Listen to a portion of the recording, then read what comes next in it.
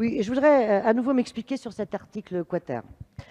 Au-delà de la précipitation à mettre dans la loi la possibilité de créer des écoles des savoirs fondamentaux, au-delà de la logique économique dont on peut légitimement penser qu'elle guide cette mesure, et au-delà des craintes du monde rural et des directeurs d'école de la voir être mise en œuvre, permettre la création de ce type d'école, si on l'associe à la possibilité que vous avez aussi créée dans l'article 6 de créer des écoles internationales, ça nous alerte beaucoup.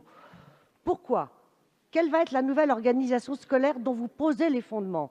D'une part, l'école des savoirs fondamentaux, d'autre part, des écoles d'excellence. Soit une organisation des écoles qui fabriquera une société à deux vitesses. D'une part, une école pour les sachants à minima, et d'autre part, une école de l'excellence. Écoutez, monsieur le ministre, vous dites que deux piliers guident votre politique: la justice d'un enseignement pour tous et l'excellence.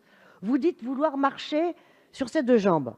Mais le système que vous préférez est bancal, il est boiteux, il est boitillant. En outre, excusez-moi de vous rappeler quand même l'histoire que vous devez connaître, hein, de l'éducation, de l'institution scolaire. C'est rétrograde parce que ça remet quand même en cause le collège unique et cette conquête des années 70 qui visait à démocratiser l'école pour tous. Je rappelle qu'il y avait l'école primaire, puis la possibilité d'une école primaire secondaire ou primaire supérieure qui s'arrêtait au certificat. Ça, c'était pour la majorité. Et puis, il y avait le lycée qui commençait de la 6e jusqu'au bac pour les autres, pour les excellents. Est-ce que c'est à cela que vous voulez revenir?